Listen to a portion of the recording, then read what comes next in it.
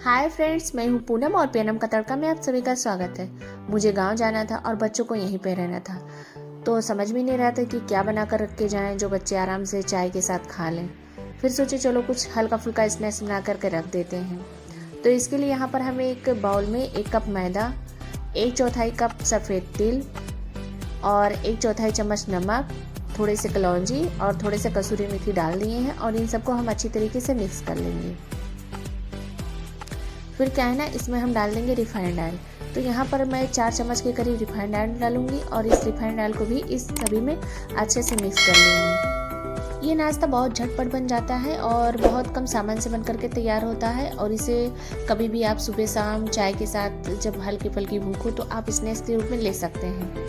और ये जल्दी ख़राब भी नहीं होता है। मुझे 1 हफ्ते के लिए गाँव जाना था, बच्चे घर पे यहाँ अकेले रहते, तो कुछ समझ में नहीं आ रहा था कि कैसे वो रहेंगे, क्या खाएंगे, तो इसीलिए मैं ये रेसिपी बना रही हूँ। तो ये सारी चीज़ें अच्छे से मिक्स हो गई हैं। इसमें हम थोड़ा थोड़ा पानी डाल करके इसका डो तैयार कर लेंगे।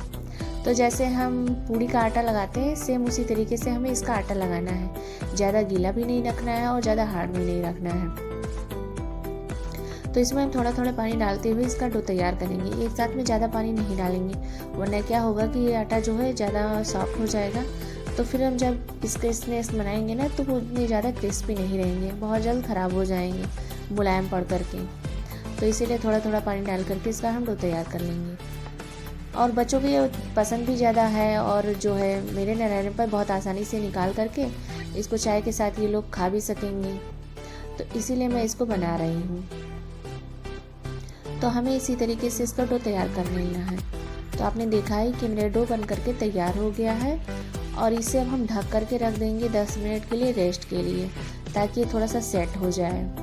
तब तक हम क्या करेंगे, कटोरी में 1 चम्मच मैदा डालेंगे और इसमें हम डाल देंगे 1 चम्मच ही रिफाइंड ऑयल। फिर इसको हम अच्छे से मिक्स कर लेंगे। जैसे कि एक बैटर बनता नहीं है, सेम उसी तरीके से हमें इस रिफाइंड ऑयल में इस मैदे को अच्छे से मिक्स कर लेना है।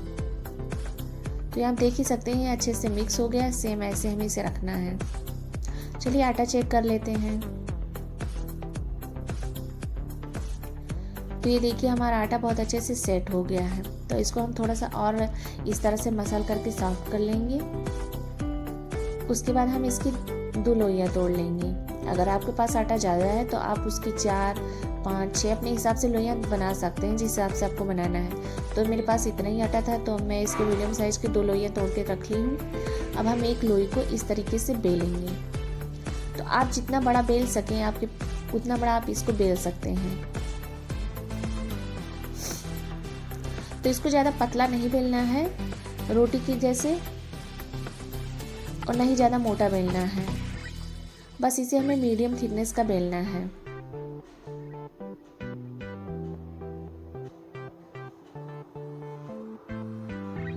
तो ये देखिए हमने इसको बेल करके तैयार कर लिया। अब हम जो मैदे और रिफाइंड का घोल तैयार किए थे उससे हम इसके ऊपर अच्छे से ग्रीस कर देंगे। आप इसे हाथ से भी लगा सकते हैं, ब्रश से भी लगा सकते हैं। अब इसको हम फोल्ड कर लिए हैं और इसके ऊपर भी हम इसी तरीके से लगा देंगे। फिर इसको हम बीच से फोल्ड करेंगे और अब इसको हम ऐसे लंबाई में बेलेंगे। आप जितना पतला लंबा बेल सके आप उतना बेल सकती हैं। तो इसके ऊपर हमें एक बार फिर से इस तरह से मैदे और रिफाइंड का घोल लगा दिए हैं। अब इसको हम इस तरह से रोल करेंगे।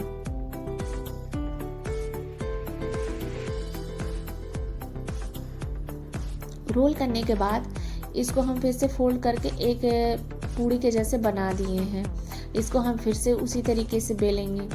इसको भी आप जितना लंबा चाहें उतना लंबा आप बेल सकते हैं, बड़ा बेलना चाहें बेल सकते हैं। ज़्यादा पतला करने की भी ज़रूरत नहीं है। जिस तरीके से आप बेल सकें उस तरीके से बेल सकती हैं। ये मैदा है ना, इसमें बहुत ज़्यादा लचक होती है, तो इसको बेलने में बहुत ज़्यादा थोड़ा मेहनत लगता है। ये आसानी से नहीं बेल जाता है। तो ये हमने इतना बड़ा बेल करके तैयार कर लिया। अब इसका हम पतला पतला पार्ट जो है काट लेंगे।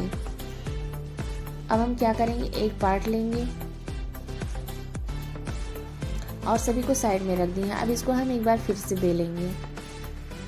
बेलने के बाद इसके ऊपर एक बार हम फिर से ऑयल और मैदे का जो घोल है वो लगा देंगे। फिर इसको फोल्ड कर लेंगे। फिर इसको हमें पूड़ी के जैसे ही बेलना है। इसको हम एक बार फिर से बेल रहे हैं, सेम जैसे हमने पहले बेल करके तैयार किया था।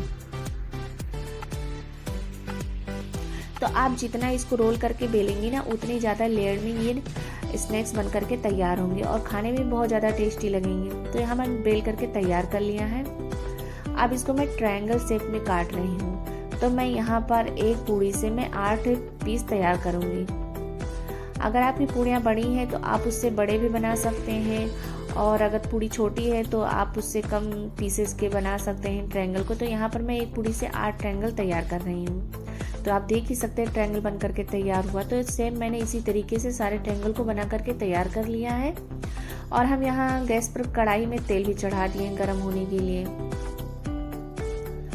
और तेल जब हमारा एकदम अच्छे से गर्म हो जाएगा, तभी हमें इसमें इस स्नैक्स को डालना है फ्राई होने के लिए। तो तेल जब तक हमारा गर्म हो रहा है तो इसको हम अच्छे से एक दूसरे से जो चिपक गए हैं उनको हम छुड़ा लेते हैं। जब हम इनको काट करके रख दिए थे प्लेट में ना, तो ये क्या हुआ है, एक चिपक गए हैं आपस में।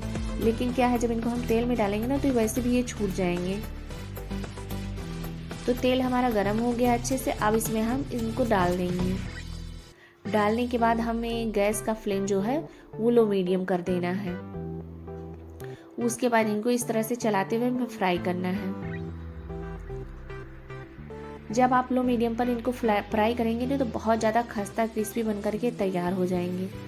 और एक बार आप इनको बना करके आप महीने 2 महीने तक बहुत आराम से स्टोर करके रख सकते हैं। ये खाने में बहुत ही ज़्यादा टेस्टी लगता है, जल्दी ख़राब भी नहीं होता है। और इससे आप सुबह शाम जब आपका मन हो थोड़ा कुछ खाने का चटपटा क्रिस्पी, तो आप लेकर के इसको खा भी सकते हैं। कहीं आपको बाहर जाना है, सफ़र में जाना है, तभी इसको आप बना करके ले जा सकते हैं। कोई फेस्टिवल है उसके लिए भी बना सकते हैं, मेहमान आने वाले हों तो अभी आप इसको बना करके आराम से रख सकते हैं पहले से ही। तो उस समय सर्व करने में बहुत आसानी रहती है। तो ये देखिए हमारा एक वेज का ये स्नैक्स बन करके तैयार हो गया है। तो इसको हम इस तरह से निकाल लेंगे। और निकालने के बाद भी ये थोड़ा फ्राई होते ही रहते हैं, तो इसी वजह से इन्हें ज़्यादा हमें फ्राई नहीं करना है। तो अब इसका एक्स्ट्रा तेल है जो निकल गया है, अब हम इसको प्लेट में निकाल लिए हैं। तो सेम इसी तरह से जो बाकी बचे हुए उनको भी हम इसी तरह से फ्राई कर लेंगे। तो जब हम डालें ना, तो उस समय तेल जो है बहुत ज़्यादा गर्म होना चाहिए। तो जब हमें डालना था तो उसमें गैस का फ्लेम हम हाई मीडियम कर दिए थे। अब डालने के बाद हम गैस का फ्लेम जो है फिर से लो मीडियम कर देंगे और इसे अच्छे से क्रिस्पी होने तक फ्राई करेंगे। मेरे घर में इसने सबको बहुत ज़्यादा पसंद है और चाय के साथ तो बच्चे बहुत ही मज़े से खाते हैं। और अगर आपको ये रेसिपी पसंद आएगी तो आप भी एक बार इस रेसिपी को बना करके ट्राई ज़रूर कीजिएगा। और यकीन मानिए एक बार जब आप बना देंगे ना, तो डेली के नाश्ते से आप बनाने से फुर्सत पा जाएंगे। आप इसको बनाने के बाद महीनों आराम से चैन से रह सकते हैं कि बच्चों को जब भी कुछ खाना हो तो आराम से निकाल करके खुद से ही चाय के साथ खा सकते हैं। तो यह हमारा दूसरा बैच भी फ्राई हो गया है और हम इसे भी निकाल लेंगे। तो आपने देखा है कि कितनी झटपट ये बन करके तैयार हो गए हैं और इनको अधिक समय तक हम अच्छे से खा भी सकते हैं। तो अगर आपको हमारी रेसिपी पसंद आई होगी तो आप इसे ज़रूर ट्राई कीजिएगा और मेरे वीडियो को लाइक शेयर और मेरे चैनल पर आप नए हैं तो मेरे चैनल को सब्सक्राइब करके मुझे सपोर्ट ज़रूर कीजिएगा। तो ये देखिए मेरे सारे स्नैक्स बन करके तैयार हो गए हैं।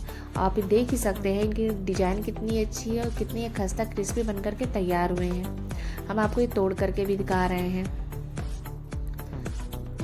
तो आप सोच ही सकते हैं कि खाने में कितने ज़्यादा टेस्टी होते हैं। तो चलिए हम इसको टेस्ट भी कर लेते हैं, देखते हैं कि ये खाने में कैसे लग रहे हैं। तो फिर मिलेंगे आपसे अगली नई रेसिपी के साथ। तो ये हमारे स्नैक्स में बहुत अच्छे बने हैं। Thank you.